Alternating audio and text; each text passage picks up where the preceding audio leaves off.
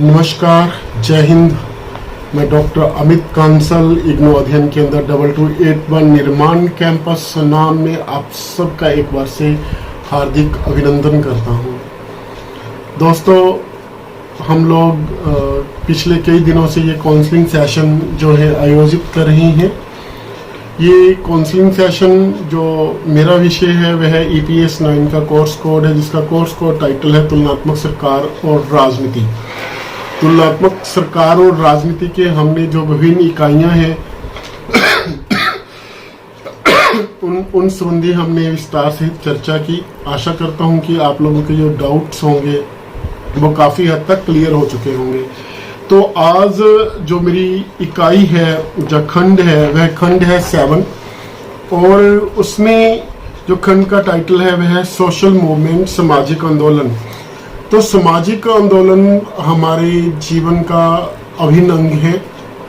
किसी भी राजनीतिक प्रणाली में हम अगर देखें तो ये सामाजिक आंदोलन जो विभिन्न क्षेत्र में होते हैं, जो संगठित रूप से जो लोग होते हैं, जिनके अपने इंटरेस्ट, जो कॉमन इंटरेस्ट होते हैं, जिनके हित साझे होते हैं, वे उन हितों की पूर्ति के लिए संगठित रूप से, है ना, जो है सरकार या राजनीति प्रणाली के जो निर्णय हैं, जो नीतियां हैं, उन्हें अपने पक्ष में प्रभावित कराने के लिए जो आंदोलन चलते हैं।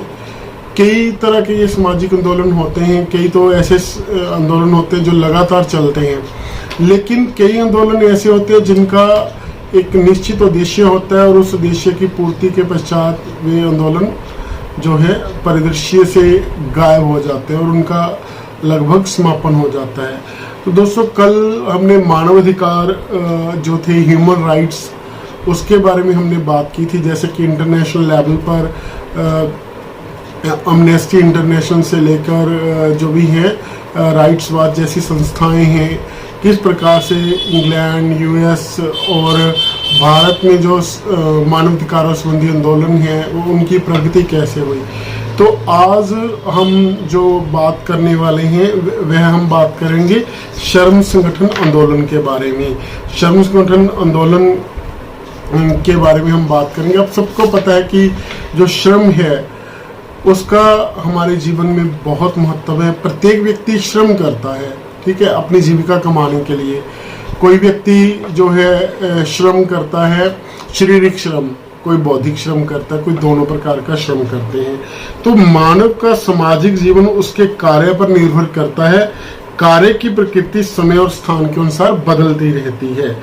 देखो, आधुनिक युग में उद्योगों का विकास हुआ, औद्योगिक क्रांति हुई। आप सबको पता है कि औद्योगिक क्रांति जो है वह यूनाइटेड किंगडम इंग्लैंड में स्टार्ट हुई, ठीक है। उसके पश्चात जो दुनिया के विभिन्न देश थे वहाँ इस औद्योगिक क्रांति का प्रचार और प्रसार हुआ। औद्योगिक क्रांति के कारण बड़े बड़े उद्योगों की स्थापना हुई और इसी के साथ मैं यहाँ बात करूँगा कि औद्योगिक उन्नति और क्रांति के साथ साथ ही पूंजीपति वर्ग का उदय हुआ, श्रम आंदोलनों का उदय हुआ और एक श्रमिक वर्ग का जो है उदय हुआ, श्रम वर्ग का, है ना। तो अब हम सबसे पहले ये बात समझ लें कि श्रमिक वर्ग हम कहते किसे हैं। श्रमिक वर्ग उन लोगों का बोध कराता है, जो शब्द है उन लोगों का बोध कराता है जो अपने श्रम को बेचते हैं, जो विक्रय कर अपनी आजीविका प्राप्त करते हैं। तो श्रमिक वर्ग में वे लोग शामिल होते हैं जो अपनी मेहनत को, श्रम को बेचकर अपनी जीविका प्राप्त करते हैं। साथ ही साथ इसमें यह भी मान्यता जुड़ जाती है कि कुछ लोग उस श्रम को खरीदते हैं, श्रम का क्रिया करते हैं, ठीक है। तो श्रम के इवज में वे उन्हें मजदूरी देते हैं, दिहाड़ी देते हैं, कुछ वेजेस देते हैं, ठीक है। तो श्रम को बेचने वाले जो होते हैं श्रमिक वर्ग होते हैं और साथ में ही इसके यह मान्यता जुड़ जाती है कि कुछ लोग उस श्रम को खरीदते हैं, क्योंकि वे उस कार्य के बदले, उस श्रम के बदले जो एक व्यक्ति करता है उसकी वो अदायगी करते हैं।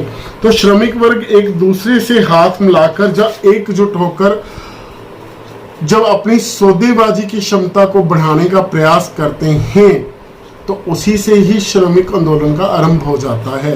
देखिए, श्रम वर्ग, जब तक श्रमिक अकेले अकेले हैं तो उसका कोई महत्व नहीं है, लेकिन जब ये श्रमिक वर्ग एकजुट हो जाते हैं, एक दूसरे से हाथ मिला लेते हैं, जैसे कि मैंने इस काउंसलिंग सेशन के आरंभ में मैंने बात की कि जब कुछ श्रमिक आंदोलन, कोई किसी भी तरह का आंदोलन वो कैसे आरंभ होता है, वो तब आरंभ होता है जब कुछ लोगों की जो कॉमन इंटरेस्ट होते हैं, साझे हित होते हैं, उसके कारण लोग संगठित होते हैं, एक दूसरे से हाथ मिलाते हैं, ठीक है, और उन हितों की पूर्ति के लिए वो अपनी क्षमता को बढ़ाते हैं और आंदोलन करते हैं। आंदोलन के दौरान अलग अलग तरह की गतिविधियां होती हैं, सरकार पर प्रेशर बनाने के लिए आंदोलन के दौरान हो सकते हैं, जैसे धरना हो सकता है, ठीक है, या फिर हम बात कर सकते हैं कि कुछ लोग जो ग्रुप के रूप में वार्ता करते हैं अपने हितों की पूर्ति के लिए, जैसे अभी जो चल रहा है देश में किसानों का आंदोलन चल रहा है, जो किसानों द्वारा जो कृषि बिल जो भारत सरकार ने पारित किए हैं उनके विरोध में चल रहा है, तो उसमें वो आंदोलन चल रहा है, विभिन्न जो यूनियन है, कृषक यूनियन है, कृषक आंदोलन चल रहा है वो, ठीक है, उन बिलों को लेकर, क्योंकि जो किसान है उनको यह लगता है कि वो जो सरकार द्वारा बिल पारित किए गए, संसद द्वारा बिल पारित किए गए, वो उनके हितों के विरुद्ध है, जिसके कारण सरकार और किसानों के मध्य वार्ता के कई दौर हो चुके हैं, ठीक है, और अपने पक्ष में समर्थन प्राप्त करने के लिए, सरकार पर दबाव बनाने के लिए, ठीक है, जो जनमत को अपने समर्थन में करने के लिए वो धरने पर लगातार बैठे हैं ना, तो अलग अलग प्रकार की जो है नीतियां उनके द्वारा होती है, हड़ताल करवाई जाती है उनके द्वारा ना, तो इस तरह से जो संगठित होकर अपनी सौदेबाजी जो उनके हितों के अनुकूल होती है, जो आंदोलन का उद्देश्य ये होता है कि अपनी उस सौदेबाजी की क्षमता को बढ़ा सकते हैं इकट्ठे होकर, संगठित होकर, और जिसके परिणाम स्वरूप श्रम संघवाद का उदय होता है। जब कुछ श्रमिक जो एकजुट होते हैं और एक साथ हाथ मिलाते हैं और अपनी क्षमता को बढ़ाते हैं तो उसे श्रम संघवाद कहा जाता है। आधुनिक युग में अगर हम बात करें तो श्रम संघवाद के विकास पर एक नजर डालें तो यह तथ्य स्पष्ट हो जाता है कि विश्व मंच पर श्रम संगठन आंदोलन, औद्योगिक श्रमिक वर्ग और पूंजीवाद का उदय एक साथ हुआ। ठीक है, देखो यह एक दोष लगाया जाता है कि जो राज्य है वह पूंजीपति वर्ग का समर्थन करता है।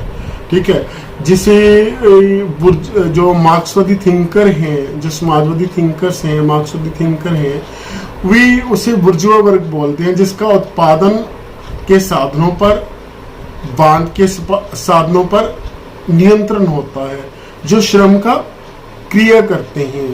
ठीक है, दोज हु परचेज लेबर, ठीक है, जिसके एवज में वे वेजेस पे करते हैं, तो उस वर्ग को पूंजीपति वर्ग या बुर्जुआ वर्ग कहा गया है। ठीक है, और जो दूसरा वर्ग है, देखिए मार्क्स ने वर्ग संघर्ष का सिद्धांत दिया, उस सिद्धांत के अनुसार आरंभ से ही मार्क्स के अनुसार जो है समाज में दो वर्ग है। एक उन लोगों का वर्ग है जिनके पास संपत्ति है, जिसे, और दूसरा वर्ग उन लोगों का वर्ग है जो जिनके पास संपत्ति नहीं है, उत्पादन के साधन नहीं है, उनके पास बेचने के लिए सिर्फ अपना श्रम है, उन्हें हैव नोट्स, और जिनके पास है उन्हें हैव बोला गया। ठीक है, तो ये दो तरह के वर्ग हैं। जो श्रमिक वर्ग है, मार्क्स ने उसे किसका नाम दिया? सर्वहारा वर्ग का।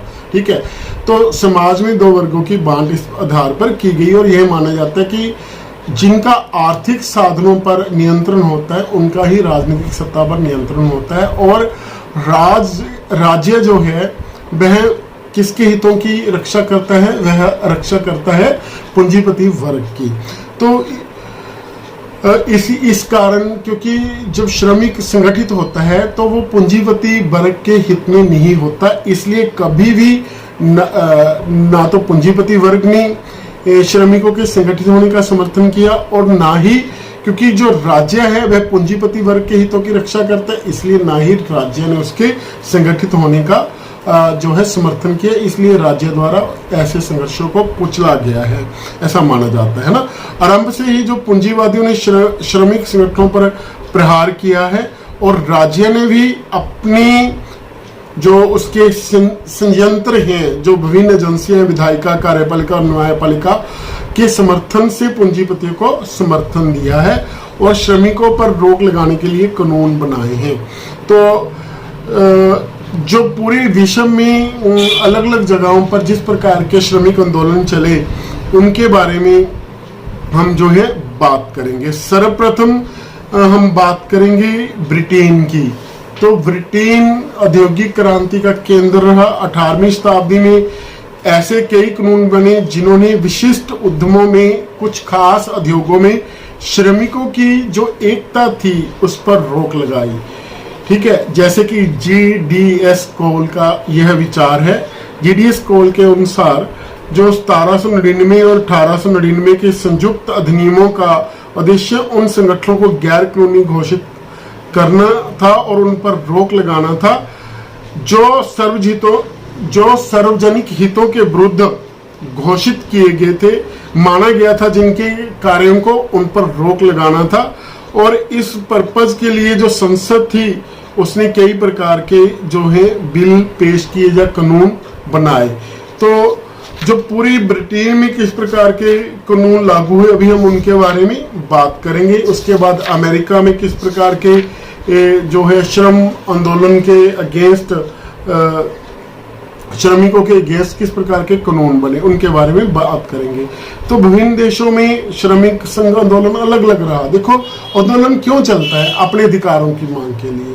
तो आज चाहे पूरे विश्व में जो श्रमिक आंदोलन है वो संगठित रूप से जो है स्थापित हो चुके हैं। ठीक है, आज उनकी मांगे अलग किस्म की हैं, इस आंदोलन का स्वरूप अलग किस्म का है, लेकिन जो है शुरू से लेकर अब तक जो इनका संघर्ष रहा उसके बारे में हम बात करने वाले हैं। तो सर्वप्रथम हम बात करेंगे यूनाइटेड किंगडम की। तो ब्रिटिश श्रमिक आंदोलन दुनिया में सर्वाधिक प्राचीन है।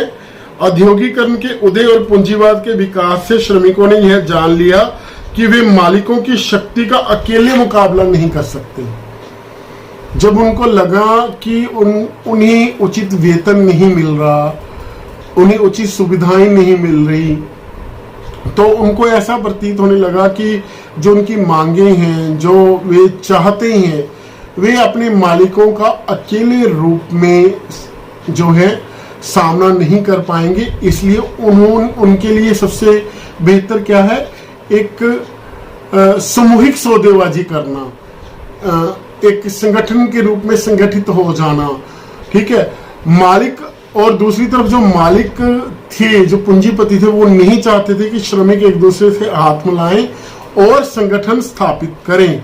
तो 18वीं शताब्दी में ऐसे कई कानून थे जो श्रमिकों पर रोक लगाते थे और श्रमिकों को विभिन्न प्रकार के उत्पीड़न और दमन का सामना करना पड़ा। GDS कोल ने लिखा है, परंतु सब बाधाओं के बावजूद वे संगठन का जो अधिकार पाने में सफल हो गए। तो 18वीं शताब्दी में इनको मजदूरों को, जो श्रमिक थे, उनको संगठित होने का अधिकार भी नहीं था और उसके लिए जो सरकार की अगुवाई में, पूंजीपतियों की अगुवाई में जो दमन चक्कर चला, उसके बावजूद वे सर्वप्रथम अपने आप को संगठित करने में सफल हो गए और संगठन बनाने शुरू किए।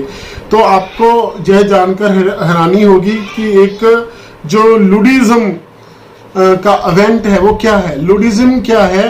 बेसिकली जब औद्योगिक क्रांति के कारण बड़े बड़े उद्योग कारखाने स्थापित हो गए तो उत्पादन में मशीनों का प्रयोग होने लगा। तो जो श्रमिक थे उनको यह लगने लगा कि अब हमारी जरूरत नहीं पड़ेगी। ठीक है, हमें हमारे रोजगार से विस्थापित कर दिया जाएगा, हमें हमारा रोजगार छिन जाएगा। तो इन श्रमिकों ने एक आंदोलन शुरू कर दिया। श्रमिकों ने अपने भय के कारण, जो मशीनीकरण के कारण उनको लगने लगा था कि हमारी नौकरियां चली जाएंगी, उन्हें मशीनों को तोड़ना शुरू कर दिया। तो इस प्रकार के विरोध को इतिहास में, ब्रिटिश इतिहास में लुडिज्म के नाम से जाना गया। और उस समकालीन जो सरकारें थी, राज्य था, तो उसने इस तरह की जो कार्यवाही थी लुडिज्म को, जिसका मैंने अभी जिक्र किया, इस तरह के विरोध को आड़े हाथों लिया और सख्ती से इसका दमन करने का प्रयास किया।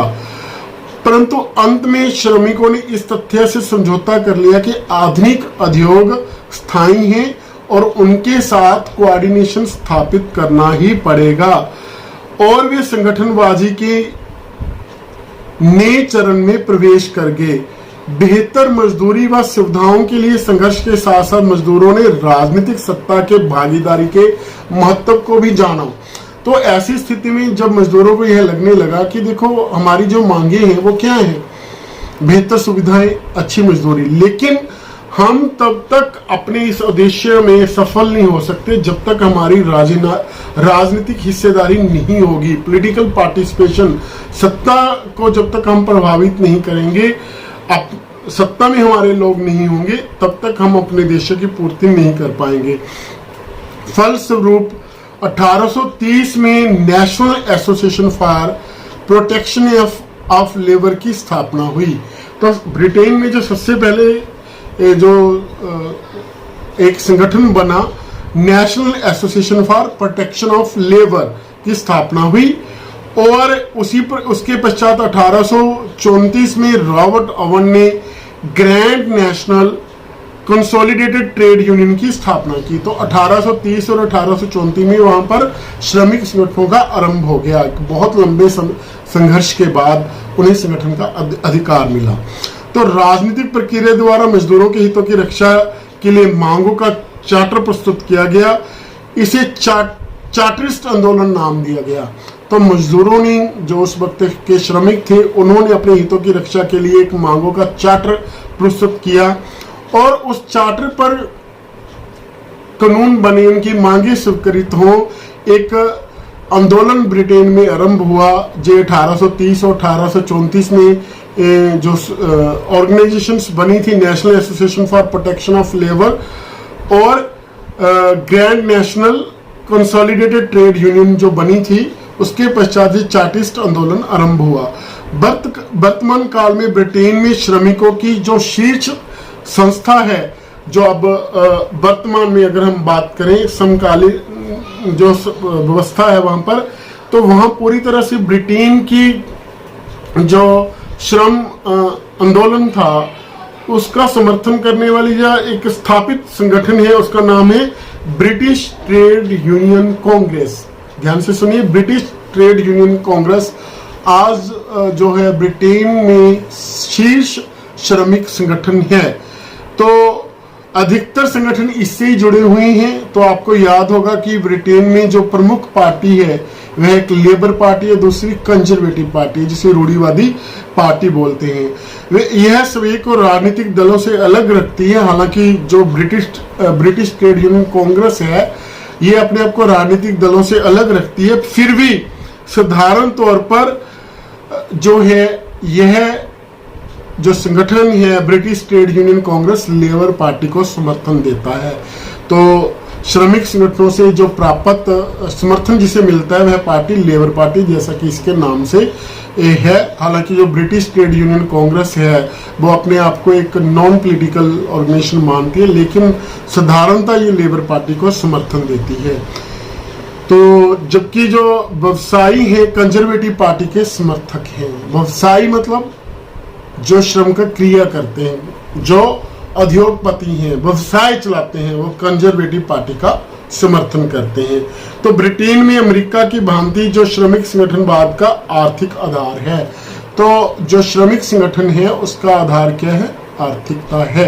तो अब यहाँ क्लियर हो गया कि ठीक है कि वहाँ आंदोलन चला, किस प्रकार से औद्योगिकरण के कारण लुडिज्म का जो मशीनों का विरोध हुआ, एक चार्टर आंदोलन चला, और फिर उसके बाद 1830-34 में दो ऑर्गेनाइजेशन बनी।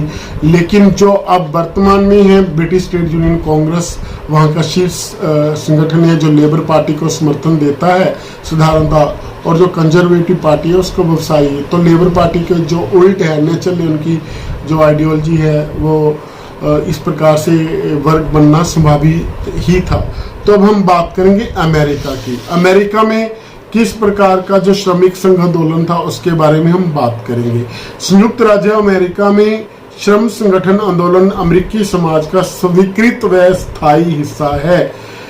एक लंबे जो दशाब्दियों के तीव्र संघर्ष के बाद संगठित श्रम अब आर्थिक, राजनीतिक व सामाजिक जीवन का मान्य तथ्य बन चुके हैं।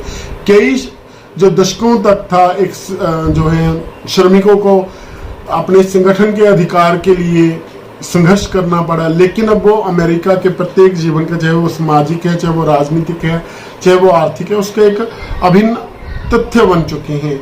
उद्योगों के विकास के बाद अमेरिका में श्रमिक व फैक्ट्री मजदूरों ने यह जान लिया कि सामूहिक कार्यवाही के द्वारा ही वे बराबरी के आधार पर सौदेबाजी कर सकते हैं। तो देखिए अमेरिका में भी जो यह आंदोलन आरंभ हुए, श्रमिक वर्ग संगठित हुआ, वो किसके फलस्वरूप संगठित हुआ? जो है औद्योगिक विकास के बाद ये संगठित हुए।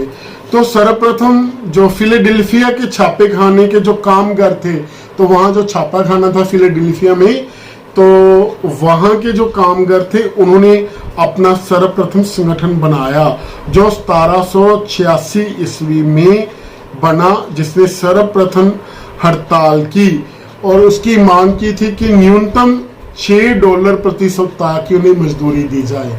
$6 प्रति सप्ताह की उन्हें मजदूरी दी जाए। जो फिलाडेल्फिया के छापे खाने के कामगार थे, श्रमिक थे, उन्होंने हड़ताल की। ठीक है, फिर उसके बाद इसके 6 वर्ष बाद, ठीक है, तो कहने का मतलब 1792 में जो क्वेकर शहर के जो मोची थे, जो जूते बनाते थे, उनके द्वारा एक स्थायी संगठन बनाया गया। फिर उसके पश्चात छोटे मोटे जो संगठन थे वो बनते रहे और 2827 में ही श्रम आंदोलन प्रकट हुआ। तो बेसिकली हालांकि श्रम संगठन जो अमेरिका की आज़ादी के पश्चात वहाँ बनने शुरू हुए, जैसे कि फिलाडेल्फिया के छापे में काम करने वाले जो श्रमिक थे उनका आंदोलन, हड़ताल हुई। फिर जो था मोचियों ने अपना जो है एक स्थायी संगठन बनाया। ठीक है, फिर उसके पश्चात जो 1827 में श्रम आंदोलन प्रकट हुआ, जो विभिन्न व्यवसायों से जुड़े श्रमिकों ने केंद्रीकृत श्रम संगठन का निर्माण किया। तो अमेरिका में 1827 में एक श्रम संगठन आंदोलन का आरंभ हुआ जो विभिन्न क्षेत्र में, आजा बेटा, से हेलो, आओ मेरे पास आओ, आजा मेरे बेटा, मैं माफी चाहूंगा, आओ, जय हिंद बोलो सभी बच्चों को। जय हिंद। जी मेरी बेटी है, काफी देर से मुझे देख रही थी। ठीक है, तो मैं पढ़ा ना, ठीक है। तो 1827 में श्रम आंदोलन प्रकट हुआ और जो विभिन्न व्यवसायों से जुड़े हुए श्रमिक थे उन्होंने एक संगठित होकर एक केंद्रीकृत श्रम संगठन का निर्माण किया जिसका नाम था the mechanics union of trade association. तो उसका नाम क्या था? The mechanics union of trade association, ऐसा नाम उसका था, जो बाद में न्यूयॉर्क, बोस्टन व अन्य स्थानों पर केंद्रीकृत निकाय के रूप में उभर कर सामने आई। इसके पश्चात विभिन्न समय पर विभिन्न प्रकार के जो संगठन बने, जैसे कि 1869 में द राइट्स ऑफ लेबर नाम से एक महत्वपूर्ण संगठन बना। फिर 1894 में एक और जो है संगठन बना जिसका नाम था संघ अमेरिकन फेडरेशन ऑफ लेबर। ठीक है, फिर 1886 में अलग से एक संगठन बना। फिर 1905 में industrial worker of the world, जो फ्रांसीसी संगठनवाद के हमायती थे, उनका संगठन बना। तो कहने का अर्थ है कि संगठन बनते गए अलग अलग। ठीक है, लेकिन जो वर्तमान में जो अमेरिका का सबसे प्रभावी जो संगठन है उसका नाम है Congress of industrial organisation, CIO।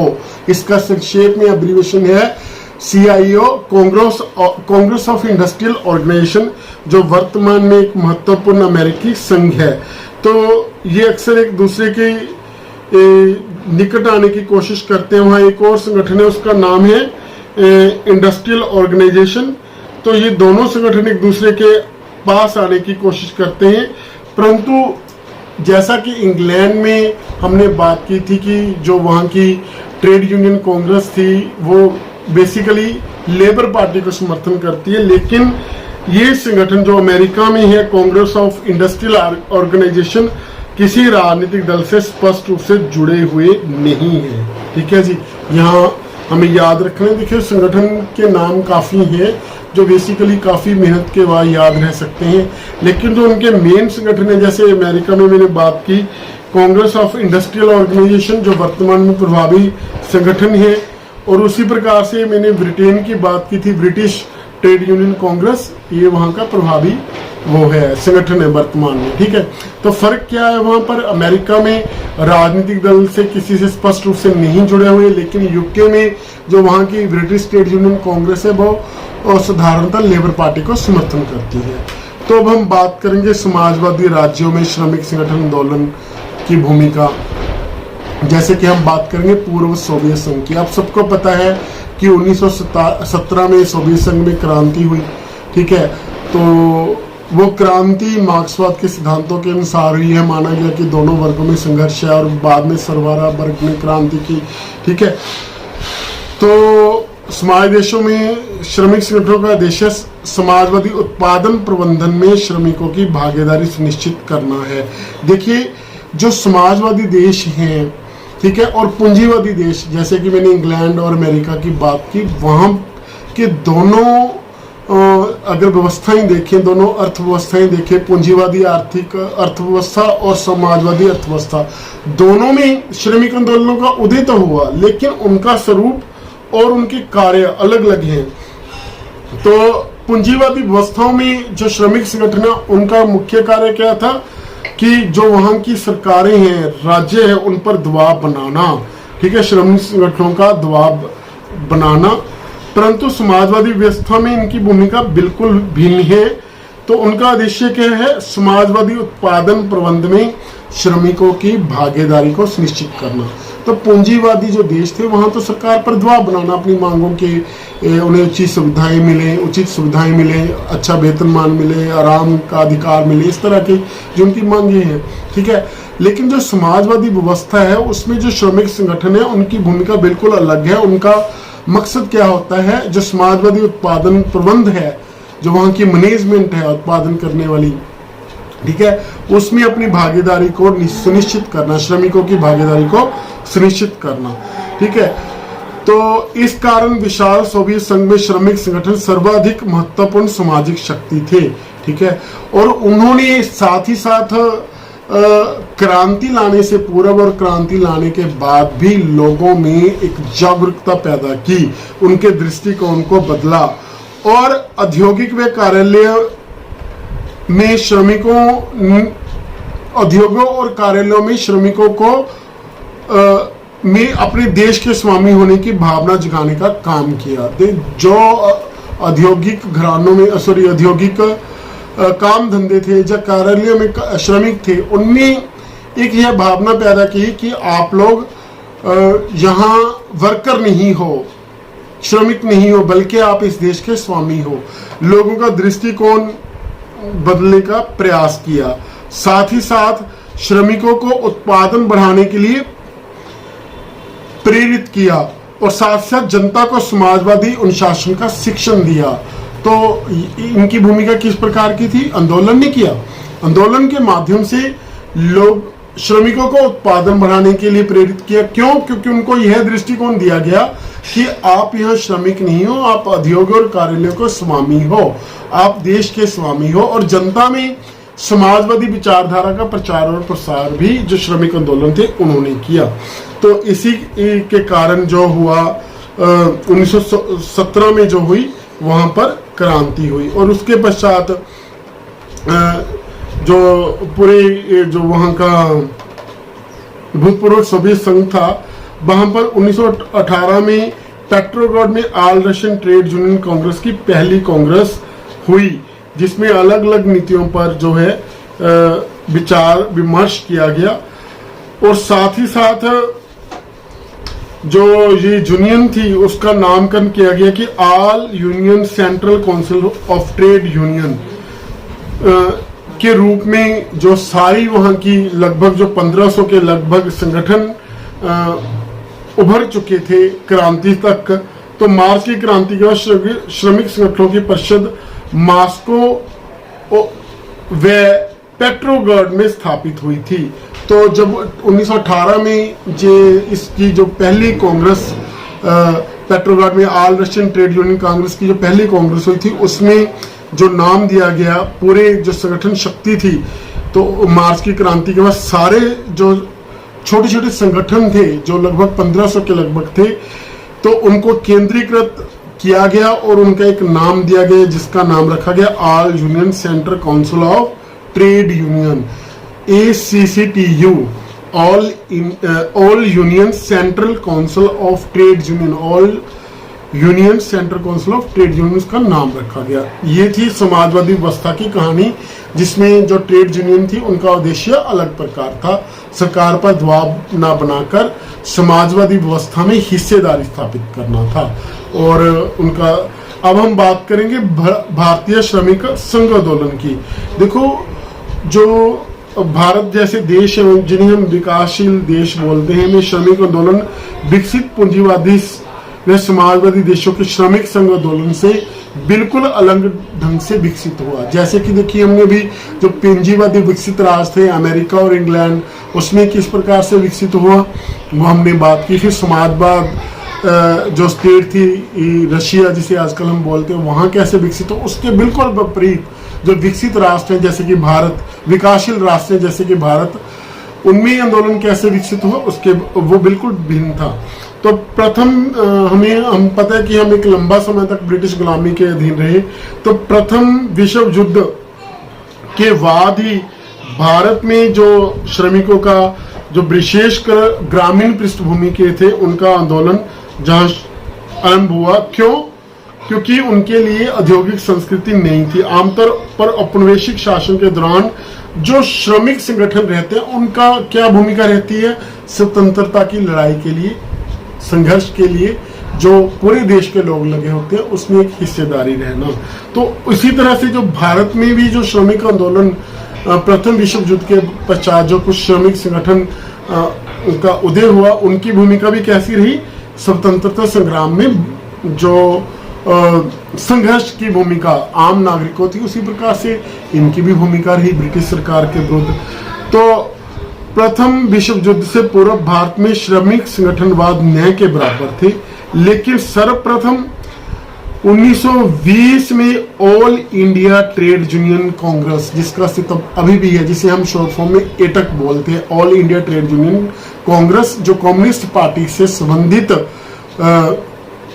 एक ग्रुप है ट्रेड यूनियन में। आपको बता दूं कि भारत में लगभग जितनी भी ट्रेड यूनियंस हैं, श्रमिक संगठन है, उनका संबंध किसी न किसी एक पार्टी से है, राजनीतिक पार्टी के भी विंग के रूप में कार्य करते हैं। जैसे मैंने एटक की बात की, all India trade union Congress, जो 1920 में स्थापित हुई प्रथम विश्व युद्ध के बाद, तो इसका संबंध कम्युनिस्ट पार्टी ऑफ इंडिया के साथ है। जैसे अभी हम बात करें इंटक की, Indian national trade union Congress, इसका संबंध प्रत्यक्ष रूप से भारतीय राष्ट्रीय कांग्रेस के साथ है। अगर हम बात करें भारतीय मजदूर संघ की, तो उसका क्लियर कट जो संबंध है, जो सपोर्ट करता है भारतीय जनता पार्टी को करता है। तो ऐसे अन्य संगठनों की भी आगे हम चलकर बात करेंगे। तो all India trade union Congress का राष्ट्रीय आंदोलन के साथ घनिष्ठ संबंध था, तो उसके साथ ही जुड़े हुए थे। इसके कई अध्यक्ष राष्ट्रीय आंदोलन में सक्रिय थे और स्वतंत्रता से पूर्व यह श्रमिकों का प्रमुख संगठन था। तो उसके पश्चात जो गांधी से प्रभावित थे, गांधी जी ने अपने सर्वोदय की जो विचारधारा को पेश किया, उसके आधार पर भी कई श्रमिक संगठनों का उदय हुआ, प्रतिपादन हुआ। उसमें जो प्रमुख रूप से था अहमदाबाद टेक्सटाइल यूनियन, जो गुजरात में जिसका आरंभ हुआ, जिसे हम मजदूर महाजन सभा भी कहते हैं। तो ये ऐसे श्रमिक संगठन थे जो गांधीवादी दर्शन का प्रतिनिधित्व करते थे। जैसे राष्ट्रीय आंदोलन में कई विचारधाराएं बनी, तो देखिए स्वतंत्रता के पश्चात जो भारतीय राष्ट्रीय कांग्रेस थी उसमें फूट पड़ गई। तो जैसे राष्ट्रीय आंदोलन में कई प्रकार की विचारधाराएं बनी, वैसे ही श्रमिक संगठन आंदोलन भी विभिन्न श्रमिक संगठनों में बंट गया। तो इसमें इंडियन ट्रेड यूनियन कांग्रेस, जिसके बारे में पहले बात कर चुका हूँ, श्रमिकों का संगठन है, जो कि इंडियन जो भारत की INC हम बोलते हैं, इंडियन नेशनल कांग्रेस से जुड़ा हुआ संगठन है, इंटेक। तो इसी प्रकार से हम बात करते हैं भारतीय मजदूर संघ की, जो भारतीय जनता पार्टी से जुड़ा हुआ है। अखिल भारतीय ट्रेड यूनियन कांग्रेस, पहले मैं बता चुका हूँ, भारतीय कम्युनिस्ट पार्टी से जुड़ा हुआ है। इसी प्रकार से centre for Indian trade union Congress, communist party मार्क्सवादी से जुड़ा हुआ है। हिंद मजदूर पंचायत और हिंद मजदूर सभा, ये दोनों संगठन समाजवादियों से जुड़े हुए हैं। इसके अलावा कुछ अन्य श्रमिक संगठन भी हैं जो किसी न किसी राजनीतिक दल से जुड़े हुए हैं। तो मैंने आपको जहां पर भारत और विश्व में दो प्रकार की व्यवस्थाएं हैं, तो एक पूंजीवादी, जिसकी उदाहरण अमेरिका और इंग्लैंड था, वहां पर किस प्रकार से संगठनों का उदय हो और वर्तमान से कौन से महत्वपूर्ण संगठन हैं उनके बारे में चर्चा की और उनमें डिफ्रेंशिएट किया कि अमेरिका में जो है राजनीतिक से निरपेक्ष रूप से हैं, जबकि वहां पर जो वहाँ की ब्रिटेन की ट्रेड यूनियन कांग्रेस है वो डायरेक्ट रूप से लेबर पार्टी का समर्थन करती है। और समाजवाद में हमने बात की कि कैसे 1917 से पहले विभिन्न संगठन वहाँ उदय हुए, समाजवादी व्यवस्था में उनका उदय हुआ, है ना, जिनका उद्देश्य क्या था, समाजवादी व्यवस्था में भागीदारी सुनिश्चित करना, श्रमिकों को एक इस बात का एहसास कराना कि आप स्वामी हैं, लोगों में समाजवादी जो दृष्टिकोण था वो पैदा करना, उसके लिए ट्रेनिंग देना। तो परंतु भारत में इस प्रकार का कोई परिदृश्य नहीं था, क्योंकि भारत उपनिवेशिक, जो ब्रिटेन का उपनिवेश था, तो प्रथम विश्व युद्ध से पहले किसी प्रकार की भारत में ट्रेड यूनियन का नामात्र अस्तित्व था।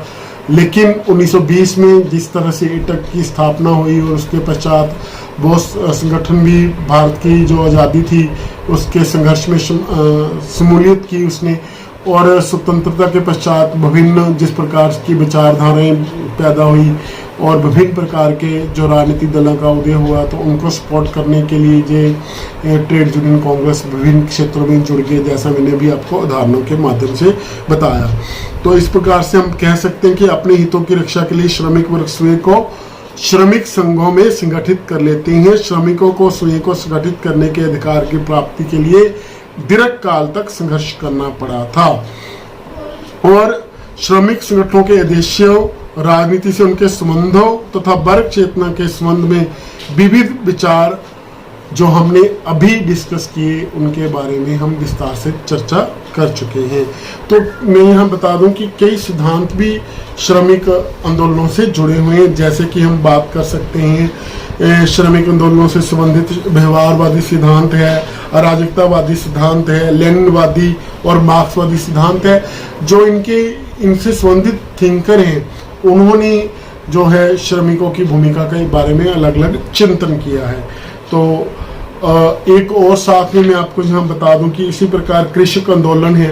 कृषक आंदोलन किनके विरुद्ध पैदा हुआ? सामंतों और जिमीदारों के विरुद्ध, है ना। उनके जो शोषण होता था, उनसे जिस प्रकार का लगान लिया जाता था, जो सामंतवादी व्यवस्था थी, ठीक है, उसके विरोध में, जब जिम्मेदारी व्यवस्था थी उसके विरोध में ये आंदोलन खड़े हुए।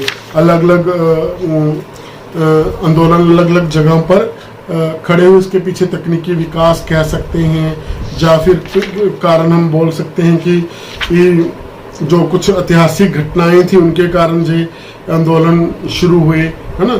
तो जैसे कि भारत में हरी क्रांति एक ऐतिहासिक घटना थी जो 80 के दहाके में हुई।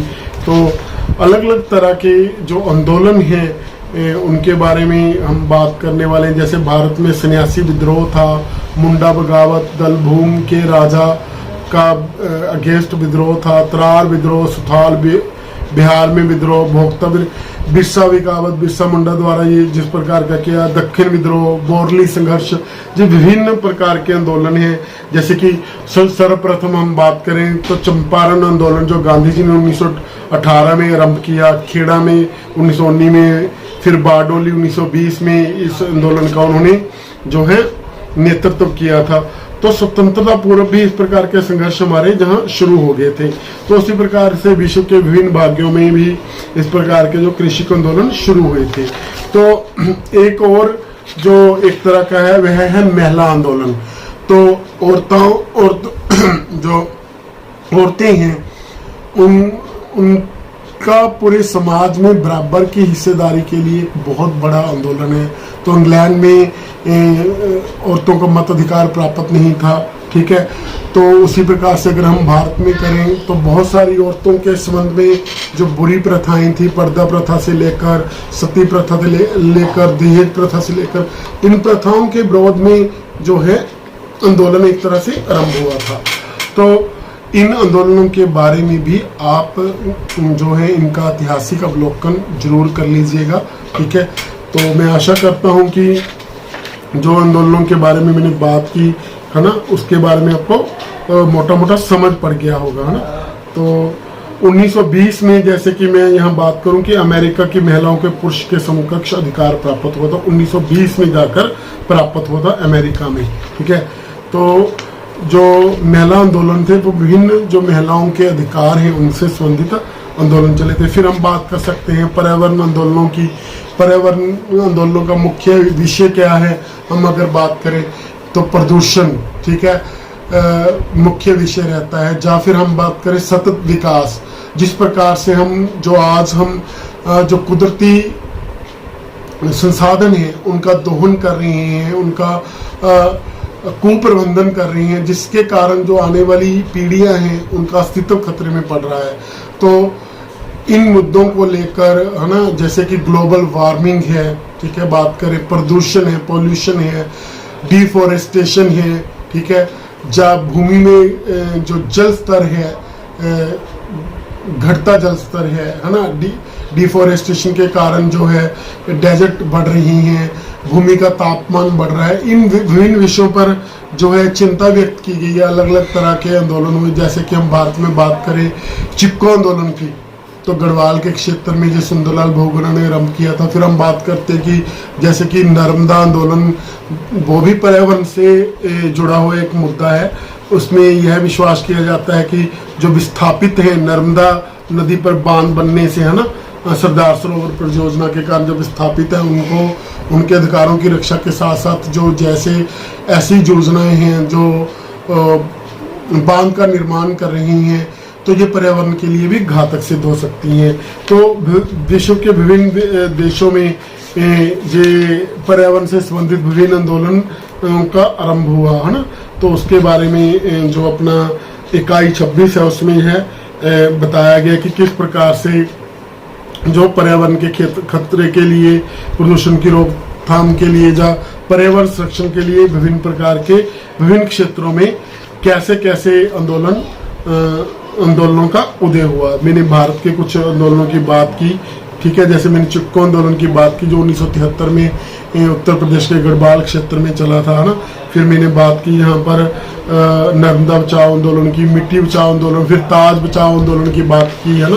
तो ये सारे आंदोलन, जैसे चिल्का बचाओ आंदोलन जो उड़ीसा राज्य की एक प्रमुख झील है, फिर टिहरी बांध अभियान चला भारत में, फिर जो है रियान कारखाने का जो प्रदूषण का कारण बना, केरल में मयूर का मामला था, उस संबंधी विभिन्न प्रकार के आंदोलन चले। इनको आप मोटा मोटा पढ़ेंगे तो आपको काफी कुछ समझ पड़ जाएगा, ना। तो आप विभिन्न भागों में, जो विश्व के विभिन्न भागों में भारत सहित जो आंदोलन चले उनकी एक ब्रीफ में जो है उसको नोट्स जरूर बना लीजिएगा। तो ये जो सामाजिक आंदोलन है लगभग इकाई 27 तक है। तो आप श्रमिक संगठन आंदोलन, कृषक वर्ग और महिला आंदोलन, पर्यावरण, मानव अधिकार 23 से लेकर 27 तक आंदोलन है, जिनमें से मैंने आपको श्रमिक संगठन और मानव अधिकार संबंधी विस्तार सहित आपको बताया। जबकि जो अन्य आंदोलन है जैसे कि कृषक वर्ग का आंदोलन, महिला आंदोलन या पर्यावरण आंदोलन, इनके बारे में भी मैंने आपको जो संक्षेप में चर्चा की। तो आशा करता हूं कि आप उस संक्षेप रूपरेखा की चर्चा के आधार पर इन आंदोलनों को भी जो है आप अपने पढ़ाई में अच्छे ढंग से तैयारी कर लेंगे। तो आज के लिए दोस्तों इतना ही, कल फिर हम मिलेंगे।